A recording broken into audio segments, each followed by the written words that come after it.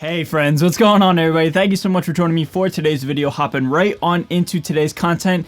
Today's video is more or less a news story, a news bulletin covering a wide variety of new guitars and basses that have been put out in the market as of late. And I just want to sit down, react to them all, just hang out with you guys and just talk about the new guitars on the market. Sound good? Alright, so let's not waste any time. Let's hop right on in, starting with Kiesel guitars. Yes, I want to knock this out because we have a brand new signature bass available from Kiesel Guitars, and it belongs to none other than Aaron Patrick. In case you're unfamiliar with who he is, he's worked with literally everybody almost in the music industry. Anyway, man, up on your screen right now, I did a quick little build of the Aaron Patrick bass guitar, and yeah, dude, it looks sick. I put some, bright orange because orange is such a rad color for any instrument, but it has like, sort of a telly style guitar and, style bass, excuse me. But it's cool, man, so I just want to give a little bit of love to Aaron. In case you're unfamiliar with Aaron's work, I'll put a link down below to his actual website. You can go read up on him. But yeah, man, he's played with everybody and has worked with everybody. He's tour managed a lot of bands. He's played with a ton of bands. Yeah, dude, he's just a really cool internet friend. I've yet to meet him in person, but maybe one day, right? Aaron, if you're watching, let's make that happen. But yeah, man, congrats on your brand new signature bass. It's really cool, dude. Just stoked for you and Kiesel, okay? Up next, we got some brand new Fender guitars. Fender, oh man, is killing it lately with just new releases and new runs of guitars. And in my opinion, I think they're doing the most with like giant runs. I think Solar Guitars is coming out with like the most guitars on a weekly basis, generally speaking. But like Fender is putting out collections. Not as frequent as Solar Guitars is putting out individual guitars, but you know what I'm saying. They're putting out collections so much. And right now, up on your screen, we have the Gold Foil series. I have not dove into these. I don't know anything about them. They were released yesterday at the time of this filming. And so this is just going to be a genuine reaction. My first impressions with these guitars and basses is, honestly, not really a fan, just being straight up. Apart from them having some weird gold pickups, that's really all that seems to appeal to me. So let's dive on in, okay? So it looks like we have 4 guitars and 2 basses. So bass players, I'm sorry, not really interested in covering them for this video. Let's check out this Jazzmaster. This is probably the one that looks the coolest to me and the one that like I would be the most interested in. However, I'm not a huge fan of the Bigsby, man. It's kind of a bummer. Yeah, dude, like apart from that, the guitar doesn't look too bad. Got like some vintage style tuners, it looks like. It looks like we have a matching headstock as well. These pearl inlays, these block inlays are very reminiscent of the Made in Mexico Jim Root Jazzmaster, so looks like the exact same style there. Looks like we have an ebony board and a bound neck as well. These are okay, man. Certainly not catering towards my genre of music, which is kind of okay, no big deal there. The Shoreline Gold is a pretty color choice, but apart from that, man, not really feeling these guitars. Jazzmaster comes with a bound ebony fingerboard, okay, Perloy block inlays, mahogany body. Ooh, okay, that's cool. Mahogany body, I like that, a little bit more weight to it. Bigsby vibrato, 3 gold foil mini humbuckers. Other features include a matching painting headstock, vintage style tuners, and white buttons, 21 narrow tall frets. What's up with these pickups? Because all these guitars have these pickups. Fender gold foil mini humbuckers. Gold foil mini humbuckers deliver iconic visual flair and distinctive mid-range bite that are inspired by the dazzling aesthetics of the cult classic pickups treasured by the blues, rock, and indie musicians alike. Okay, so apparently what's going on here is, unbeknownst to me, this style and this aesthetic was really popular like 50, 60 years ago, and now they're just kind of like reissuing it. Okay, I mean that's cool, I guess, but yeah, man, not really a fan of these guitars. They're, I don't know, very, very vintage inspired, obviously, but I don't know, vintage tuners, vintage looking bridge. I don't know, man, just, it's okay. These are kind of just for me. Aha, Made in Mexico. Okay, so that's cool, man. I mean, the Fender Made in Mexico line is phenomenal. Like, they're great guitars, great budget-friendly guitars. $1,400 is a little steep. However, seems to be like a limited run of a new lineup, so, take that for what it's worth. Next up, I'm really excited to talk about this, and I haven't even really heard about this. I kind of just stumbled on this brand new signature guitar because I was interested in looking up this specific brand.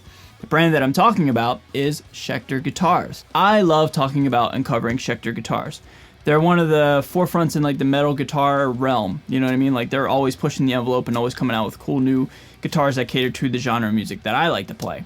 That being said, I was just like on a whim, just like, just browsing the Schecter page, and I came across right here, boom, Mr. John Brown signature models. Let's check these out. So, like I said, man, I hadn't even heard about these. I don't know if these are super new or what, or just not that new. I mean, they're first in the shoot on the Schecter website, so I think they're kind of new. But yeah, man, John Brown, the legend himself, John Brown, is getting some signature guitars from Schecter. And if you look, he's got a 6, a 7, and an 8, as well as several lefty guitars. So a whole bevy of models for all you John Brown fans out there. I mean, he's awesome, dude. He's probably got the best right hand I've ever seen in my life. Like, he's like unbelievably talented with his picking hand. So let's check it out, dude. Let's go 6-string. I'm a 6-string player. I love the color. Love the color. Purple, dude. Purple. Heck yeah, man. That's such a rad color. So just based on these, you know, kind of scrolling pictures in the aesthetic, this kind of looks like the SLS Elite style of guitar. I've had several of those on this channel, and it kind of looks exactly like that, where it has like a really beautiful top and then like a natural back. That's kind of like Schecter's shtick anymore lately, and that's nothing but a great thing, you know? So let's just, you know, continue to dive on in, as they say. Actually, before we check out the specs, I want to take a look at the price here. Based on the price, I think this thing is going to be spec'd out to the max. Schecter does an amazing job at fitting in so many high-end specs that guitar players want for not a lot of money. So, that being said, let's dive in. First thing I don't like is the lack of fretboard markers. Satin trans purple, yep, that's cool. Hipshot grip locking tuners, okay. Ebony board, neck material Wenge and Padalk, I believe that's how you say that, 5-ply. That looks really beautiful. Body's made out of swamp ash with a flamed maple veneer, okay, and a Hipshot bridge. So, I'm not necessarily one for like natural wood colors. I've said it several times throughout my YouTube career. However, something about Schecter's, they just do it right. Like the contrast in the body versus the dark neck, and then having a beautiful top on the other side, completely like different from the back of the guitar. So much going on, and like it almost doesn't work, like it doesn't fit, but it does somehow for some reason. I don't know. Maybe it's because it's like one of the only companies that I really know of that does it that differently. It just works. It looks like a Schecter, and Schecter has, like I was saying in the beginning of this, a reaction to this guitar. They have an aesthetic and a formula with a lot of their guitars. Yeah, I just think it just works for Schecters. Yeah, like check out this one right here. Like, I'll try to catch it as it's scrolling, but like that looks so cool, man. That purple against the natural wood, and the color of the neck is completely different than all that stuff. Really, really beautiful, man. 25.5-inch scale, thin U, 24 extra jumbo stainless steel frets. You knew that was going to happen. Like I said, man, Schecter packs in a lot of specs for not a lot of money. Stoked to see that. What kind of pickups we got here? So we have a Schecter USA Colossus and a Schecter USA Chaos Breaker. Totally unfamiliar with those pickups. I believe I've never played them or even really heard of them, but that's cool, man. So Schecter brand name pickups kind of keeps the cost down a little bit. You know, there's a new trend in the guitar community that pickups don't even really matter that much anymore anyway. So, yeah, man, all in all, pretty cool. Pretty minimalistic setup here. Not really a fan of how far that pickup selector is, though.